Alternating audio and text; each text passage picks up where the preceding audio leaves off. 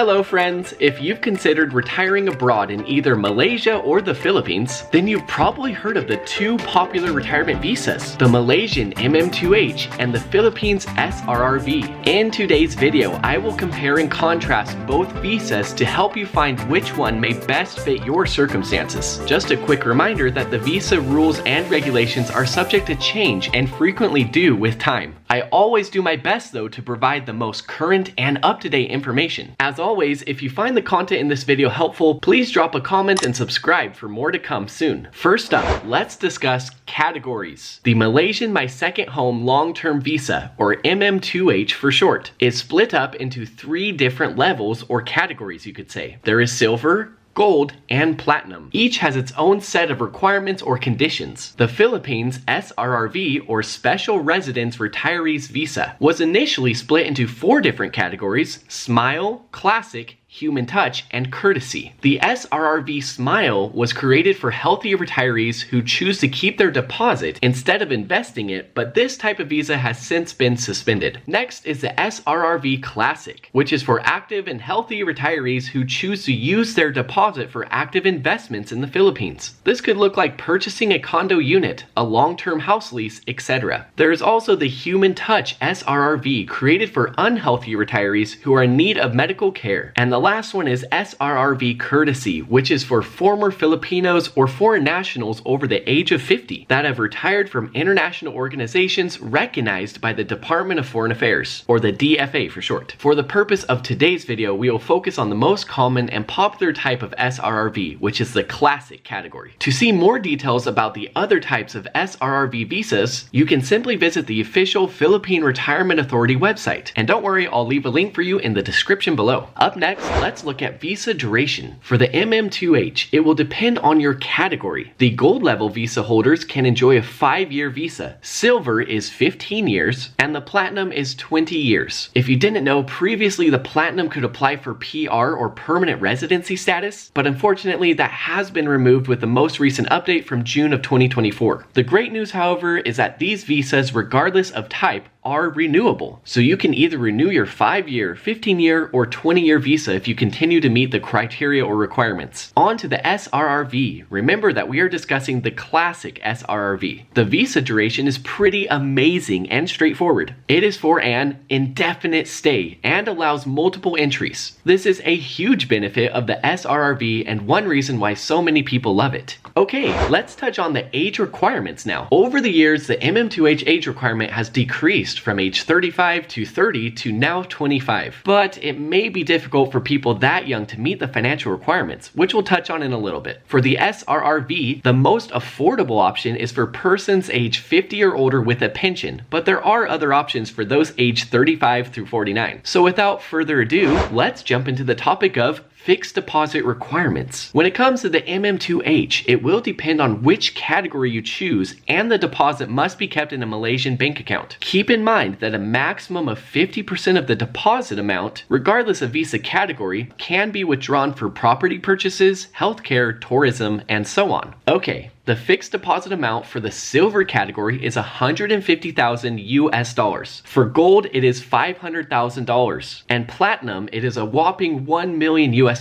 Yes, you heard that correctly. Unfortunately, the fixed deposit amounts have increased greatly over the years for the MM2H, which has not surprisingly become a big cause of frustration for many people. Now let's take a look at the SRRV. If you have a pension and are over the age of 50, the fixed deposit amount is $10,000 US. If you have no pension but are still over the age 50, then the deposit doubles at $20,000. Let's say you're without a pension and age 35 to 49, then the deposit is even higher at $50,000. We can clearly see which has the lower financial requirement out of the two visas, which is the SRRV. What about buying property requirements? Let's explore this one, shall we? MM2H visa holders must purchase and hold a property for a period of 10 years before purchasing a new place, and the new property must be of a higher value. So basically, you must upgrade and not degrade your living space. There are also property purchase minimums depending on what category visa you hold. For example, with silver, the property must be valued at 600,000 Malaysian ringgit or higher. Gold must be at 1 million Malaysian ringgit and 2 million Malaysian ringgit for platinum. On to the SRRV. SRRV. So retired expats living in the Philippines are not allowed to own land, but are able to purchase a residence. The Philippine Condominium Act tells us that foreigners can own condo units, but under the stipulation that 60% of the building is owned by Filipinos. If you desire to buy a house, again, not the land, then you could consider entering into a long-term lease agreement with a Filipino landowner with an initial period of 15 years and a one-time option to renew for 25 years. There are actually a few conditions where you could possibly own land, but that is out of the scope of today's video and is mentioned in other content on my channel that you're more than welcome to check out. The next topic on our list is the required days in country per year. For MM2H visa holders, the required days to stay in Malaysia per year is at least 60 days, and used to be 90. With the SRRV, there is no such requirement. Now let's talk about income requirements. For the MM2H, there used to be a monthly income requirement of 40,000 Malaysian ringgit, but that has since been removed, so no requirement at this point in time. For the SRRV, it will depend on some factors such as age and whether or not you have a pension. If you are age 50 or above with a pension and are a single applicant, then the monthly requirement amount is $800 US. For a couple, it then becomes 1,000 USD per month. If you have no pension, you can still qualify by maintaining the fixed deposit amount mentioned earlier in this video, meaning that you cannot let your deposit dip below the required amounts. Okay, I want to share with you now other fees and requirements. Something to be aware of with the MM2H is the participation fee, which is a one-time fee. The amount varies based again on visa category. For example, the silver level participation fee is 1,000 Malaysian ringgit, gold is 3,000, and platinum is 200,000 Malaysian ringgit. Something nice to keep in mind is that there is no charge for dependents. Along with the recent changes that occurred to the MM2H visa program this year, all MM2H agencies must re-register. Hiring a registered agent is beneficial for many reasons due to their expertise and experience with helping people get approved. So the average cost for this service can range anywhere between 8,000 to 10,000 Malaysian ringgit, which is about 1,900 to 2,400 US. Just be careful to look out for scams and make sure you hire a reliable agent to assist you with your MM2H visa needs. Now for the SRRV, there is a $1,400 fee for the primary application and a $300 fee for each dependent. For both visas, there are also other basic requirements such as providing proof of funds, medical history, and having no criminal record or a police clearance, you could say. Before wrapping things up, I want to share some additional exciting benefits that come with each of the two visa types. This time we'll start with the SRRV. With this visa, you are allowed multiple entry privileges. Also, it's a lifetime visa, which is exempt from the Bureau of Immigration requirements, meaning you can work, study, or invest in the Philippines. You also get discounts from PRA accredited partners and access to PhilHealth benefits and privileges. With the MM2H visa, regardless of the category, silver, gold, or platinum, you still have a chance to renew your visa duration. With both visas, you get to enjoy the amazing tax benefits of not having your offshore income or overseas pension taxed. You also get to enjoy a lower cost of living than places like the United States. Basically, you get more amenities and luxury for less money, which is a huge pro. Now let's wrap things up by looking at all of the categories talked about today. If you're looking for a more affordable option or a lifetime visa option without any renewals, then the SRRV is the best choice. It is known around the world as being one of the easier types of visa to apply for with less requirements. It may take more planning and saving up money to get the MM2H visa due to its high financial requirement, especially for that platinum category. Also, if you're looking to work, invest, or conduct business, then you'll be set with just the SRRV. In Malaysia, only the platinum level of the MM2H visa can conduct these types of activities. The silver and gold levels are not allowed unless there is special permission, but that is not an easy thing to obtain. In both places, you can purchase properties, but in the Philippines, foreigners are not allowed to own the land. So ultimately, the choice is really up to you, depending on what your financial situation looks like and your personal preference. Remember that these two countries are very close in proximity, so you can easily visit the one that you don't live in. Just about a 4-hour plane ride between the two capitals, Kuala Lumpur and Manila. After seeing and hearing everything today, do you prefer the SRRV or the MM2H? Let me know why in the comment section below. I look forward to seeing your response. For more retirement abroad information with tips on pursuing financial freedom, please don't hesitate to click that subscribe button, and I will catch you next video.